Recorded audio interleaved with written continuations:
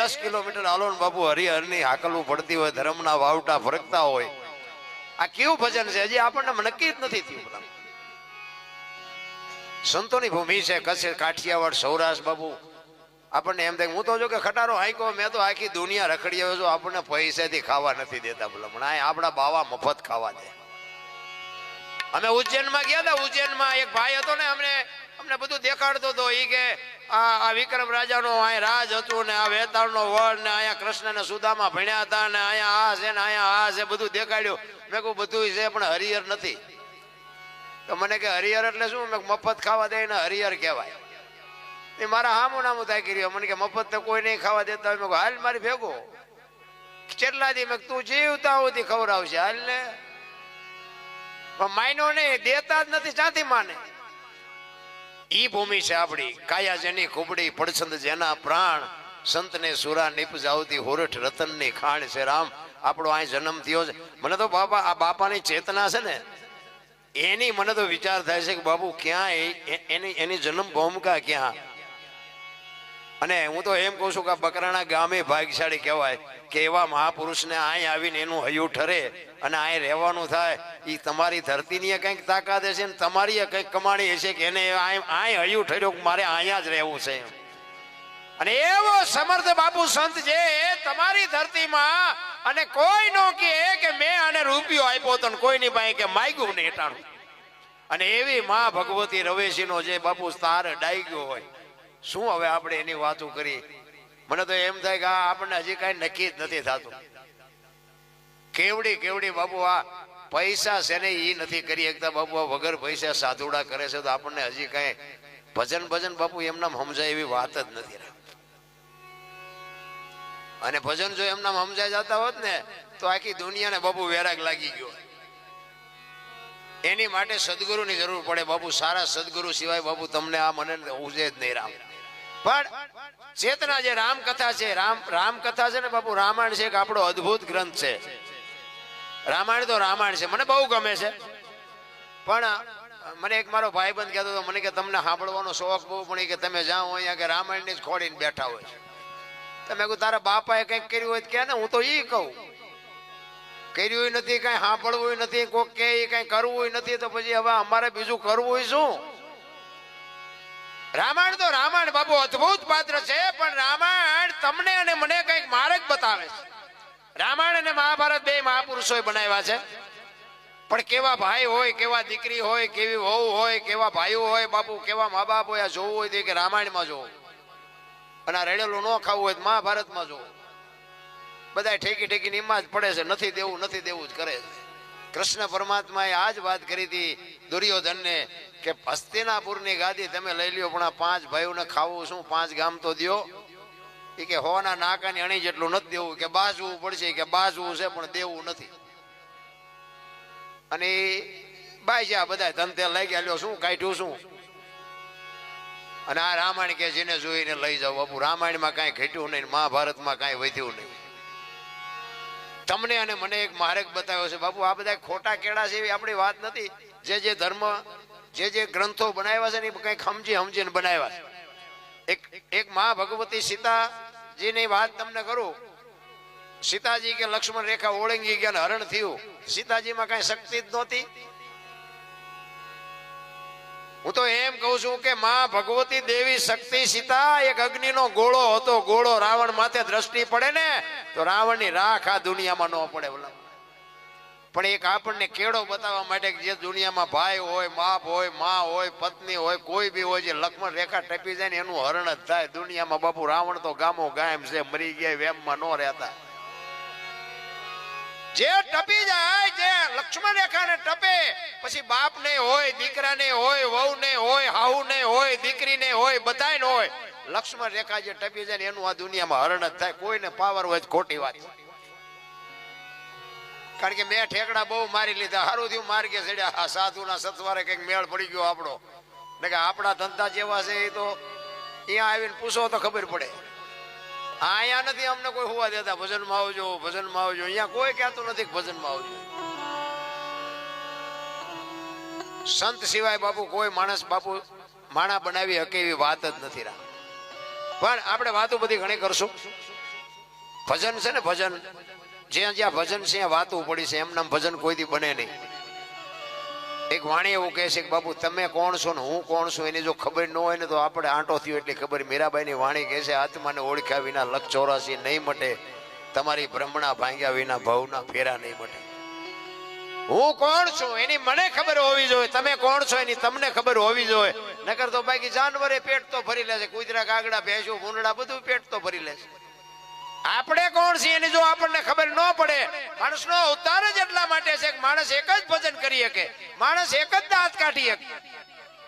આ 84 લાખ યોની છે બધા કે લો આ ભેંસું ને તેમ ગમે એટલું ગમે એ ખવડાવ્યું હોય ભેંસું દાંત કાઢે કોઈ દી, કૂતરાને ગમે એટલું ખવડાવ્યું કૂતરું દાંત કાઢે, પૂંછડી પટપટાવે દાંત ન કાઢે. માણા એક જ દાંત કાઢી શકે, માણા જ અટી અટી મણના થોબડા લઈને ફરે છે. તમે એક જ માણા કઈ કરી શકો એમ છો તો તમને હુજતું નથી. એક તમે જુઓ તો તમને મને તો એમ થાય જીવે એવું જ હવે આવ્યું છે. છોકરા કાજુ બદામ ની ઓગેટ કરે, બોલો આપણને પારલે નથી ચડ્યું. જીવે એવું નથી આવ્યું. કોઈએ થીગડા વાળું પહેર્યું લુગડું કોઈ પહેર્યું હોય, અત્યારે ફાટલા પહેરવાનું ચાલુ કર્યું. બોલો માણા ઓલા જીન્સ માં તમે જુઓ માથા વ્યાજા એવડા એવડા પહેર્યા હોય, પાછા એના દુનિયા પાસે એમ કે આ બધા હારા વાળા કે એક આંગળી જાય એટલું હોય ને તો આપણી માવડીઓ કહેતી હતી લાય બેટા બે ટાંકા લઈ દો. ઈ આપણી સંસ્કૃતિ હતી. અને શું દીવ ઉઠાડ્યો ભણી ભણીને. ભણતરની જરૂર છે એમાં મારી ના નથી, પણ કાંઈક આપણી સંસ્કૃતિની ખબર તો હોવી જોઈએ. આપણે કોણ છે એની ખબર ન હોય તો શું માણામાં જાનવર નકર બાપુ હળદીના ઘાટ ઉપર રાણા પ્રતાપનો ઘોડો પૂજાય છે, સતાધારમાં પાડો પૂજાય છે, જમરાળામાં ભેંસ પૂજાય છે, કચ્છમાં દાદા મેકરણનો કૂતરો ગધાડો પૂજાય છે. આપણું પાડો છે સારું નથી બોલતા, ગધાડા કરતા બે થઈ ગયા. અરે કોઈ મતલબ નથી બાપુ સંપત્તિનો. એક સમજી લેજો જેનો સમય છે એની જ મજા છે. સમય હોય ને ત્યારે બાપુ તમે ગમે કરી શકો, સમય ક્યારે વિયો જાય કોઈને ખબર નથી, તેથી રાંકા ગઈ નાખે. એમ સમયની બલિહારી છે. તમને મને મોકો મળ્યો છે કાંઈક કરી લેજો. ગંગા સતીની વાણી કે 21,686 એમના માલ્યા જાય છે. બોલે બીજો નહીં પરમેશ્વર છે પોતે, એકલ મઠા અવળા મથે બહાર જઈને પોતે. હરિદ્વાર વાળા કે સોમનાથ જવું છે, પાવાગઢ વાળા કે દ્વારકા જવું, તો સાચું ક્યાં છે? હમણાં તમે જુઓ તો ઓલા કુંભમાં તમે જુઓ કીડી ઉભરે એટલે ઉપરાંત ખોટું છે મારી વાત નથી, પણ બધા કે જીએવી ગંગામાં નાઈ લઈએ એટલે કે પાપ બળી જાય, ગંગાજીમાં નાઈ લઈએ એટલે પાપ બળી જાય. ત્યાં ગંગાના કાંઠે રહેતા છે રોજ ની ધૂપકા દેતા હોય એમ પાપ બળી જાય. બધી મન મનાવવાની વાતો છે બાપુ. બાકી તો ગંગા જ છે, પણ અંદરથી તમારું કેમ છે એ તમારે નક્કી કરવાનું છે. એટલે ભજન માટે તમારે અનુભવી બાપુ મહાપુરુષોનો સંગત કરવી પડે. એવા કોઈ ભજનાનંદી પુરુષ, એવા કોઈ સત્સંગી પુરુષનો બાપુ અનુભવ કરવો પડે, એમના ભજન સમજાય નહીં. આ રામાયણ છે ને, રામાયણ બાપુ અદભુત ગ્રંથ છે. ચિત્રી નાખ્યો છું હું તો છે કઈક જુદો. રાવણ ને બધા ગાડું દે છે, પણ મને એમ થાય કે રાવણ જેવો તો બાપુ ડાયો માણસ ન કહેવાય. રામ ને અહીંયા ધક્કો થયો તો આપણા ઘરે આપણે ધક્કો કરાવવો જોઈએ. આવે તો આખા કુટુંબ નો ઉદ્ધાર કરી દીધો, કોઈને રહેવા ન દીધા. એને ખબર હતી કે રામ અહીં આવે તો લંકા પવિત્ર થાય અને ઈ મને મારે તો મને મુક્તિ મળે. એના ઘરમાં હું જેવી તેવી ચોરી કરું તે મને મારે નહીં. સીતાજીને એટલા માટે જ બાપુ લઈ ગયો. અને સીતા માને માં કઈને ઉપાડ્યા. એનો કોઈ ઈરાદો નતો, જગત જે વાતો કરતી હોય. અને અહીંયાથી લંકામાં લઈ ગયા. પછી અશોક વાટિકા બાપુ આખી લંકામાં સારામાં સારી જો જગ્યા હોય તો અશોક વાટિકા હતી. એમાં માં ભગવતીને રાખ્યા. એને ખબર હતી કાલ દુનિયા ગમે એ વાતો કરે, નકર વનમાંથી અશોક વનમાં લઈ જવામાં રાવણને કોઈ ન રોકી ગયું હોય તો અશોક વનમાંથી પોતાના મેલે લઈ જવામાં રાવણને કોણ રોકત? પણ એને ફરતો પહેરો મૂક્યો કે આને ઉનો વાહ ન હોય, ધ્યાન રાખજો. મંદોદરી કે છે કે તમે આ ખોટું કર્યું, અગ્નિનો ગોળો લઈ આવે ઈ કે તને નહીં ખબર પડે. આમાં હું કહું ઈ તું તારી રીતે મજા કર, ઈ મેં જે કર્યું એ બરોબર છે. સતી નારી હતી રાવણના ઘરમાં બાપુ. મંદોદરી કઈ જેવી તેવી નહોતી. ઈ કે આ કરવાની જરૂર નથી, ઈ કે તને નો, અને ઠેઠ સુધી ખુલાસો ન કર્યો. રામચંદ્ર પરમાત્મા શેતબંધુ રામેશ્વરની સ્થાપના કરે, પુલ બનાવે, આખી બાપુ સેના યાર લંકામાં જાય. અને આમ પાણા મૂકે ને તરતા હતા ને એમાં કોકે રાવણને આવીને કીધું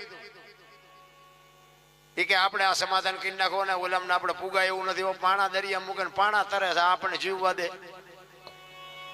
રાવણ કે એમાં શું મોટી વાત હતી, પાણા તો મારે થી તરે. મંદોદરી ઉભા ઉભા સાંભળે, ઈ વિચાર કરે કે આ જેટલો પુણ્યશાળી છે ને આ એમ કે છે કે મારેથી પાણા તરે. કમાલ કહેવાય, આપણું બૈરું હોય આપણને ન ઓળખતું હોય. પણ બોલ્યા નથી મંદોદરી. ઓલા જુવાન બધા જે એના સૈનિકો હતા એ કે પણ તમારેથી પાણા તરે, કે પણ હાલો તમને પુરવાર કરી દઉં. દરિયા કિનારે આવ્યા ને મંદોદરી ભેળા આવ્યા, કે મારે જોવું છે. અને હાથમાં તમે કે તમે કયો એવડો પથ્થર નાખો તરે તે. અને રાવણે ઉપાડીને પથ્થર નાખ્યો ને પથ્થર મીંડ્યો તરવા. બધા સૈનિકો બળમાં આવી ગયા કે આપણે રાવણમાં કાંઈ ઘટતું નથી, રામ જેવો ને જેવો જ છે રાવણ. પણ મંદોદરી વિચાર કરે છે કે આ એની શક્તિ નથી, પણ આમાં કાંઈક ભેદ છે. ઘરે આવ્યા પછી પોતાના મેલે રાવણ આવ્યો ત્યારે મંદોદરી કહે છે કે લગ્ન કરીને આવી અત્યાર સુધીમાં તમારી પાસે કોઈ વાત નથી માંગી, પણ આજે એક મને જવાબ આપો. ખબરે તમે સમુદ્રના કિનારે ગયા અને પથ્થર તર્યો, કેવી રીતે આનો ખુલાસો મને કરો. એ કે એ નહીં કહું, કે ના મને કયો. એ કે કહું ખરો, પણ એ કે આ મારું રામનું યુદ્ધ ન પતે ત્યાં સુધી તારે ખુલાસો નહીં કરવાનો તો કહું. એ કે તો આપણી આબરૂ ભેગી છે ને, હું ખુલાસો નહીં કરું. અને પછી રાવણે કીધું કે મેં પથ્થરને આમ નાખ્યો ને તારે પથ્થરને મેં કીધું તું જો ન તર ને તો તને રામ દુહાય છે, એટલા માટે પથ્થર થયો હતો. એ કે તો સાચી વાત, નગર તમે જેટલા પુણ્યશાળી છો એ મને ખબર છે. રામ તો બાપુ રામની શું આપણે વાત કરીએ, રામના નામથી જો પાણા તરતા હોય તો માણા નો તરે. પણ આપણે બાબુ બુદ્ધિના ગાળિયા થયા છે બધા. અને એમાં અત્યારે આ ભણતર ને આ બધું જે વધ્યું, ભણતરની જરૂર છે મેં કીધું એમ, પણ આ પૈસા ને વાહન ને મકાન ને તમે જોવો ને તો એકાબીજાના ટાંટિયા ખેંચવામાંથી જ બંધ નથી થતા. પેલા આપણા ગઈઢા એક બે ઘર મોડા હોય ને તો એને હાજે ખબર લેતા હતા કે તારા ઘરમાં કઈ ખાવાનું છે કે નથી. અને અત્યારે આપણું આપણને ખાવા નથી દેતા. બોલો, એવા બુદ્ધિના ગાળિયા થયા છે. એક ભાઈ આમ છે ને ખીલી ખોડતો હતો દિવાલમાં, ઊંધી ખીલી રાખેલી, માથું દિવાલ કોઈ અણી કોઈ રસોડિયું મારે અને રિયો બબડે. કે કારખાના વાળામાં બુથિયું ક્યાં છે, ઊંધિયું ખીલિયું કાઢ્યું. એનો ભાઈ અહીંયા ગયો કે હું કે ખીલિયું જો ને કે ઊંધિયું કાઢ્યું. એનો ભાઈ અહીંયા જઈને કે આ દિવાલની ક્યાં છે, તારામાં બુદ્ધિ નથી, આ દિવાલની છે. ત્યાંથી ચાલીને લઈ ગયા ને ત્યાં જઈને મારી. આખી જિંદગી આમ નામ દિવાલો ફેરવી, પણ ત્યાં ખીલી ન ફેરવી નાખી.